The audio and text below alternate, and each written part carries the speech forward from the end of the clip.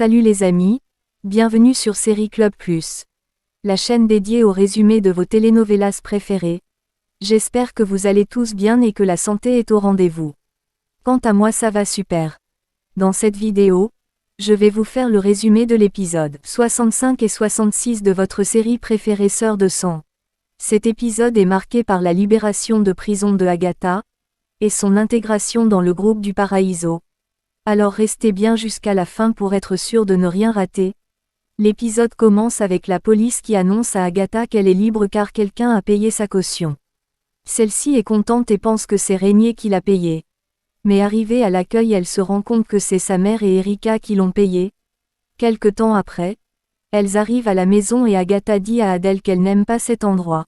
Pourquoi l'a-t-elle emmenée ici? Adèle dit que ce n'est pas comme si elle avait le choix. Parce que de toute manière elle n'a nulle part où aller. Et puis elle devrait remercier Erika. Agatha dit que c'est à cause d'elle qu'elle a été mise en prison, donc c'est normal qu'elle répare ce qu'elle a fait. Alors qu'elle ne croit pas qu'elle lui doit quoi que ce soit pour ça. Elle va lui rembourser jusqu'au dernier centime. Erika dit que ce n'est rien. Elle voulait juste s'assurer qu'elle soit en sécurité. Agatha demande s'il n'y a rien à manger dans cette maison, car elle meurt de faim. Adèle dit qu'elles doivent mettre les choses au clair. Elle ne peut pas rester ici à ne rien faire. Agatha dit qu'elle le sait. Adèle dit règle numéro 1. Il va falloir qu'elle arrête de l'appeler Adèle. Ça doit être maman et rien d'autre. Parce que elle est sa mère et qu'elle doit la respecter. Elle ne tolérera plus ses manières et son manque de considération. Pour l'instant elle va manger quelque chose et demain ils remettent de l'ordre dans sa vie. Ça va commencer par lui trouver du travail. Qu'elle arrête de penser qu'elle peut se comporter en princesse ici. Ils ne sont pas dans un château et elle doit se rendre utile. Quelque temps après, Norman arrive à la maison et dit qu'il a appris que Agatha a été libérée de prison. Comment est-ce qu'elle va? Adèle lui demande de s'en aller. Ils n'ont pas besoin de lui ici. Agatha arrive et demande ce qu'il fait là. Norman dit qu'il est encore son père. Agatha demande pourquoi il ne l'a pas protégée quand il sent son prix à elle. Pourquoi l'a-t-il laissée partir en prison comme une criminelle? Norman dit que sa mère et lui l'ont fait volontairement pour lui donner une leçon. Il comptait payer la caution quelques jours après. Mais quelqu'un les a devancés. Alors il l'a pris de lui pardonner. Adèle dit que s'il a fini son cirque il peut s'en aller. Ligaya les invite à aller discuter à l'intérieur. Norman dit à Adèle de prendre soin d'Agatha. Adèle demande comment il peut dire ça alors qu'il a laissé sa fille se faire emprisonner. Pourtant il aurait pu payer sa caution. Tout cela parce qu'il n'a pas le courage de tenir tête à cette Debbie. Il n'est qu'un lâche. Quelque temps après, Norman rentre à la maison et Debbie demande où il était. Norman dit qu'il avait un rendez-vous de dernière minute. Debbie dit qu'apparemment il a beaucoup de rendez-vous ces derniers temps.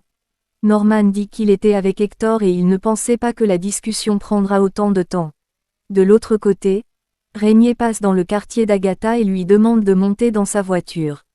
Agatha dit qu'elle n'a pas le temps pour les gens qui la snobent quand elle a besoin d'eux. Régnier dit qu'il est désolé, il va se faire pardonner. Alors qu'elle monte. Agatha demande comment il compte se faire pardonner.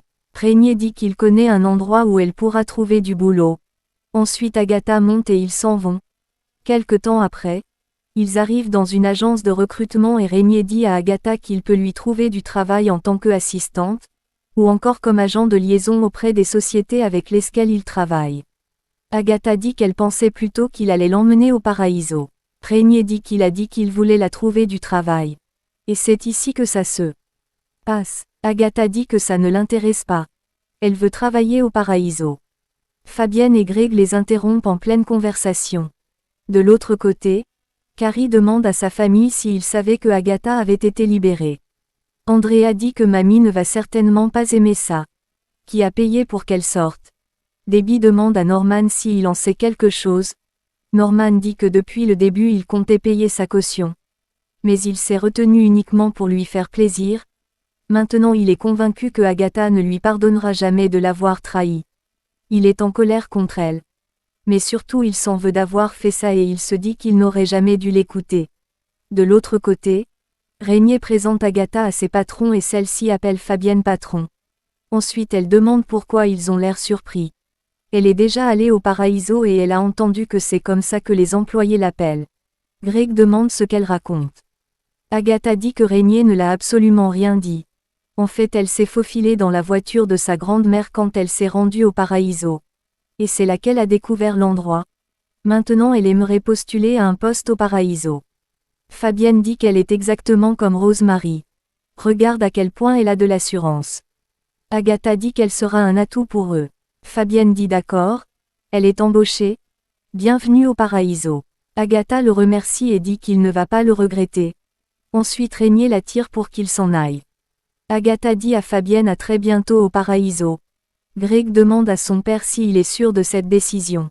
En plus ils ne savent rien d'elle. Fabienne lui dit de se détendre. Agatha sera leur carte maîtresse contre Debbie et aussi contre Rosemary. De l'autre côté, Andrea passe un coup de fil à sa mère et lui demande de ne pas s'inquiéter. Elles sont en sécurité et leur plan aussi. Personne ici à la maison ne se doute de rien. Ensuite elle fait un flashback sur le soir où elle a poussé Rosemary dans les escaliers, et elle a volé la boucle d'oreille de Agatha et l'a mise sur la scène du crime pour la faire accuser. De l'autre côté, Pam se met du rouge à lèvres sur la bouche et heurte Norman sur son chemin, puis elle s'en va en lui laissant une marque de rouge à lèvres sur la chemisette. Norman dit à Adèle que le studio de Agatha est prêt et il s'engage à payer tous les frais. Adèle dit que Agatha n'a pas besoin de se la couler douce sans effort. Norman dit qu'il ne voudrait pas qu'elle pense qu'ils l'ont complètement abandonnée. Adèle dit que ça c'est pour qu'il se sente moins coupable. Il est si aveugle qu'il ne voit pas que sa fille est perdue. Ce dont elle a besoin c'est de quelqu'un pour la guider. Et surtout pas quelqu'un qui la laisse faire tout ce qu'elle veut. Norman dit qu'elle a raison, mais qu'elle le tient informé de ce qui se passe dans sa vie. En soirée, Debbie demande à Norman où il était hier soir et pourquoi il a quitté l'hôpital avec cet air si contrarié. Norman dit qu'il s'est baladé. Il avait besoin de décompresser. Ensuite il s'en va se doucher. Debbie regarde sa chemise et voit du rouge à lèvres dessus. Le lendemain, elle croise Hector dans les couloirs de l'hôpital et lui demande si Norman et lui ils se sont vus au bar dernièrement. Hector dit que ça fait longtemps que Norman et lui ils ne se sont pas vus. En fait il revient juste de Malaisie. Debbie se demande pourquoi Norman l'a menti. De l'autre côté, l'avocat de Eman dit qu'au vu de l'âge de Jolo, Erika a le droit de garde sur lui. Eman dit que Erika était stripteaseuse et elle s'est retrouvée dans un scandale. Et il met sa main à couper que son fils a été affecté par tout ça. Elle est poursuivie par des criminels et son fils n'est pas du tout en sécurité avec elle. L'avocat dit que dans ce cas ils auront besoin de preuves et de témoins. Pour prouver que son fils est réellement en danger. Eman dit qu'il est le père et c'est pour ça qu'il se bat. Erika n'est pas du tout une personne recommandable. Et cela devrait être suffisant pour l'aider à obtenir la garde de Jolo. Il ferait mieux de trouver une solution. L'avocat le suggère d'essayer d'arranger les choses avec Erika dans un premier temps. Et s'il veut poursuivre avec la justice qu'il le fasse savoir. De l'autre côté, Erika demande à Bruce si elle a raison d'éloigner Jolo d'Eman. Bruce dit qu'il sait qu'elle veut le meilleur pour son fils et elle. Alors quelle que soit la décision qu'elle prendra ils seront toujours là pour la soutenir. Le lendemain, Eman dit à Erika qu'il a retiré son dossier judiciaire car il sait que ça perturbera beaucoup Jolo s'ils en arrivent là. Il sait qu'il n'a pas été un exemple et qu'à cause de lui elle a dû élever Jolo seul toutes ces années. Il sait aussi qu'il n'a aucun droit d'être avec lui mais il reste son père et ça ne changera jamais. Il est désolé pour tout et il espère qu'un jour elle pourra lui pardonner. Erika dit que c'est difficile pour elle de savoir que Jolo grandit dans une famille éparpillée. Elle sait ce que c'est parce qu'elle en a elle-même souffert. S'il veut faire partir de la vie de Jolo elle ne lui en empêchera pas. Elle veut elle aussi qu'il connaisse son père. Alors qu'il lui laisse un peu de temps pour le préparer et le présenter à lui comme son père. De l'autre côté, Fabienne dit à Debbie qu'ils ont besoin d'elle au Paraíso. Celle-ci dit qu'elle ne peut pas venir là-bas car elle a d'autres occupations en dehors du Paraíso. Fabienne dit que lorsqu'il veut quelque chose il l'obtient quel qu'en soit le prix. Debbie dit qu'il peut faire ce qu'il veut.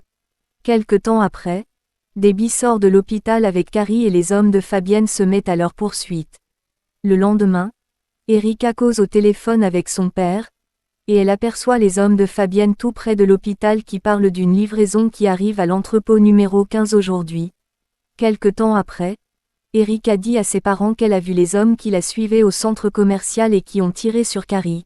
Mais elle ne pense pas que ce soit elle qu'il cherchait cette fois. Elle a le sentiment qu'il traque quelqu'un d'autre maintenant. Peut-être elle, Carrie ou Grande-Mère. Alors elle doit faire attention. Quelque temps après, Debbie passe un coup de fil à Fabienne et dit que Erika vient de voir l'un de ses hommes à l'entrée de l'hôpital. Elle sait que c'est lui et elle n'a pas peur de lui. Il ne peut pas la contrôler, et qu'il ne s'avise pas à toucher un seul cheveu des membres de sa famille. Quelque temps après, Greg demande à son père s'il est certain de vouloir envoyer Régnier et Agatha superviser la livraison. Fabienne dit qu'il veut voir ce que cette Agatha a dans le ventre. Et à côté de ça Régnier peut la cadrer. De ce qu'il a vu Régnier s'est bien amélioré dans son travail. Un jour viendra où il dirigera le Paraiso d'une main de fer. Greg demande et s'il travaillait avec Juan Shaw. Fabienne dit que ces deux-là sont ennemis jusqu'à la mort. Et Juan Shaw a dit qu'il travaillait pour un Solomon. Et il pense qu'il parle d'un autre Solomon. De l'autre côté, Adèle aperçoit Agatha en train de s'apprêter et demande où est-ce qu'elle va. Agatha dit qu'elle va travailler dans une agence de recrutement. Adèle dit qu'aucune agence de recrutement n'ouvre aussi tard. Agatha dit que c'est elle qui voulait qu'elle travaille, n'est-ce pas? Eh bien voilà qu'elle travaille. Adèle dit qu'elle espère que c'est pas une anarque. Qu'elle se souvienne qu'elle sort à peine de prison. Agatha dit que c'est un truc légal. Ensuite elle s'en va. Adèle la suit pour la remettre son portefeuille qu'elle a oublié, et elle la trouve en train d'embrasser Régnier puis ils s'en vont. De l'autre côté, Erika dit à l'agent Galvez qu'elle a vu les hommes qui l'avaient suivi au centre commercial cet après-midi. Ceux-là même qui ont tiré sur Carrie. Elle les a même entendus parler d'une livraison qui aura lieu aujourd'hui à l'entrepôt 15 de Del Monte. L'agent Galvez dit qu'il va surveiller cet entrepôt ce soir. Ce sera peut-être l'occasion rêvée de les prendre en flagrant délit. De l'autre côté, Régnier dit à Agatha qu'ils sont presque arrivés au port. Est-elle prête? Agatha demande s'ils vont faire quelque chose de dangereux. Régnier dit que c'est dangereux s'ils se font attraper. Mais ça n'arrivera pas. Pendant ce temps, l'agent Galvez arrive à l'entrepôt et se met à inspecter les lieux. Tonio arrive derrière lui par surprise et celui-ci le braque son pistolet dessus. Ensuite il se rend compte que c'est Tonio et demande ce qu'il fait là. Tonio dit qu'il le laisse l'accompagner car Erika est son amie et il veut l'aider. De l'autre côté, Sarah aperçoit Erika parler avec Bruce et elle se cache pour écouter leur conversation. Bruce demande à Erika pourquoi elle n'est pas rentrée avec Tonio. Erika dit qu'il a voulu prêter main forte à l'agent du NB à Del Monte. Après avoir entendu cette information, Sarah s'en va mais Bruce l'interpelle et l'invite à dîner avec eux. De l'autre côté, l'agent Galvez et Tonio aperçoivent un camion garé dans l'entrepôt avec des femmes à l'intérieur qui crient à l'aide. Régnier arrive à l'entrepôt avec Agatha et lui demande si elle est prête. De l'autre côté, Bruce invite Sarah à table et celle-ci demande à aller aux toilettes dans un premier temps. Alors elle s'en va passer un coup de fil à Régnier pour le prévenir qu'ils vont se faire piéger. Ensuite Régnier dit à ses collègues d'aller prendre la marchandise et déguerpir tout de suite car on les a suivis. Deux femmes sortent du camion pour s'enfuir mais les hommes de Fabienne les tirent dessus. Agatha est choquée de les voir mourir sous ses yeux. Voilà, c'est là que s'achève l'épisode 65 et 66 de votre série préférée Sœurs de sang. Merci d'avoir regardé la vidéo jusqu'à la fin. N'hésitez pas à cliquer juste là en bas sur le bouton merci qui est juste à côté du bouton partage pour encourager la chaîne à travers le super thanks. Ça me fait super plaisir et ça me motive à vous faire encore plus de vidéos. Voilà les amis. Quant à moi je vous dis à très bientôt pour une nouvelle épisode. D'ici là portez-vous bien. Bisous.